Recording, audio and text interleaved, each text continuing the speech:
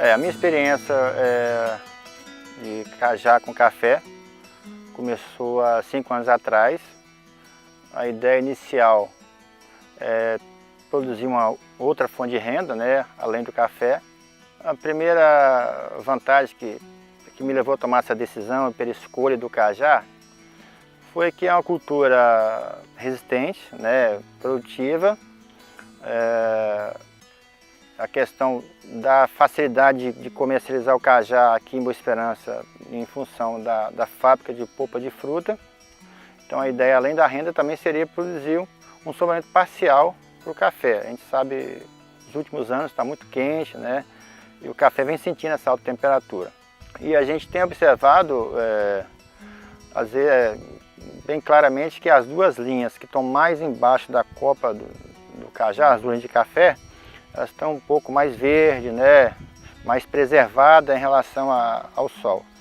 E em relação à produção, a gente está produzindo um café com a qualidade mais favorável, né? A gente tem comparado aqui nas lavouras pleno sol. Nós tivemos um café um pouco mais queimado, mais xoxo, né? E no sombreamento com cajá, a gente produziu um café de melhor qualidade. O cajá também é importante porque ele recicla nutrientes. Se a gente observar, a gente vê que a lavoura está muito bonita, entendeu? E a produção está se mantendo. E também o próprio Incapé está fazendo um trabalho de pesquisa e analisando mais cientificamente, né, a interferência do café no cajá e vice-versa. O manejo do café continua o mesmo, não houve alteração no manejo do café em função da implantação do cajá, né? É importante citar uma vantagem, a gente teve até redução da capina, né, por causa do sombreamento parcial. Isso me reduziu, principalmente na linha do cajá, a gente teve menos despesa com capina. A gente está tendo uma produção em torno de 2.700 quilos nessa área. Na verdade, o cajá ele tem uma ascensão, um nível de produção, um equilíbrio de produção a partir do seu 6º ano, né? Porque a planta ainda está em formação, né? Mas a gente está tendo uma renda anual aqui em torno de R$3.000, né? Com a venda do cajá. Isso já ajuda a custear aí, pelo menos a adubação da lavoura.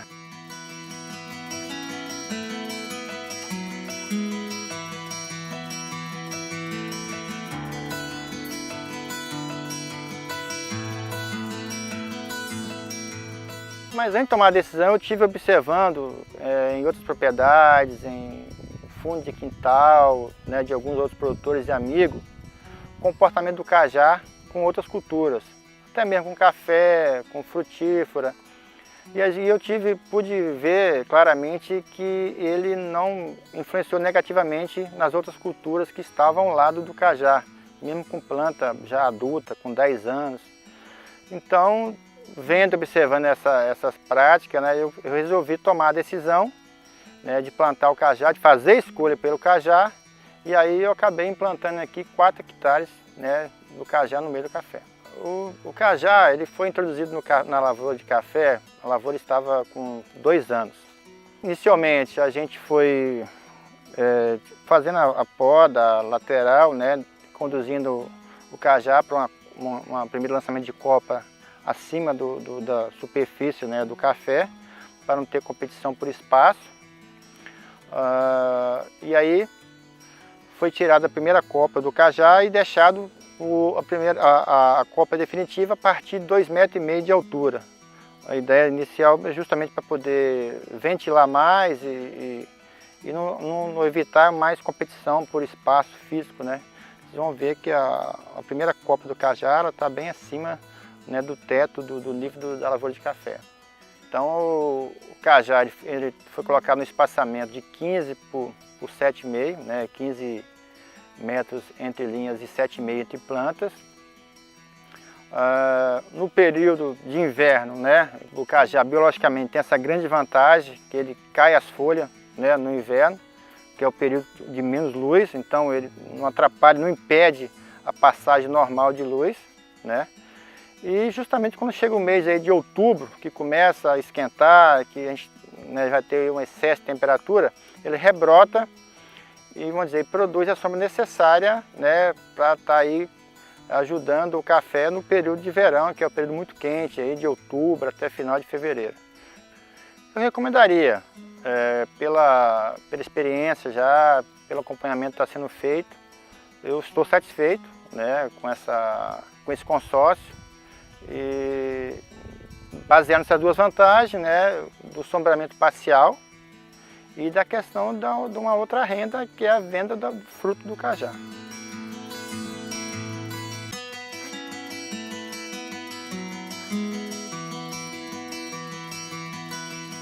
A propriedade do Doriedes Tomazini, para a gente, foi um achado, né? Porque ele implantou esse sistema de café com cajá, e ele plantou no sentido norte-sul, leste-oeste, e a gente viu aquela unidade. Na época teve até um dia de campo do Incapé na propriedade dele, e a gente propôs a ele de fazer um acompanhamento, né? Então, ano passado foi a terceira colheita que a gente acompanhou. A gente espera, com esses resultados, poder passar para outros agricultores que o sistema agroflorestal ele pode ser desenvolvido, né? E pode trazer outros benefícios, né, que vão aportar aí ou para o solo, ou para o agricultor trabalhar na sombra, né? Que você colher o café, roçar o café na sombra. Em termos de conforto térmico, tanto para quem trabalha como para a planta, é uma outra realidade, só que precisa ser aperfeiçoado, né, para a gente cada vez ter um sistema mais interessante. A gente tenta buscar técnicas e espécies que são mais compatíveis com o cafeeiro e que possam tanto trazer esse serviço ambiental como ter uma outra fonte de renda ou um outro serviço ambiental que compense, né, o agricultor estar trabalhando daquela forma. Um trabalho semelhante a esse do cajá, a gente trabalhou com o cedro australiano, com a teca, com o jequitibá, né? E dessas três espécies, o cedro australiano foi o que competiu mais, a teca medianamente, e o jequitibá, por satisfação nossa e também para o Espírito Santo, que é a árvore símbolo do Espírito Santo, ela competiu menos com o cafeeiro conilon, né?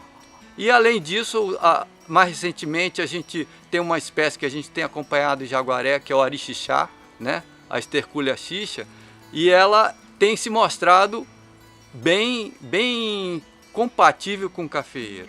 Um sistema agroflorestal, ele não é sinônimo de atraso, nem de que vai produzir menos. É um outro sistema que tem outras características que eu acredito que são muito vantajosas, que podem fazer com que a cafeicultura, que foi responsável por destruir, uma das responsáveis por destruir a Mata Atlântica, possa acontecer a coisa ao contrário, ou seja, que nesses sistemas que são mais harmônicos, eles possam ser um sistema que seja mais interessante tanto para o meio ambiente quanto para o agricultor.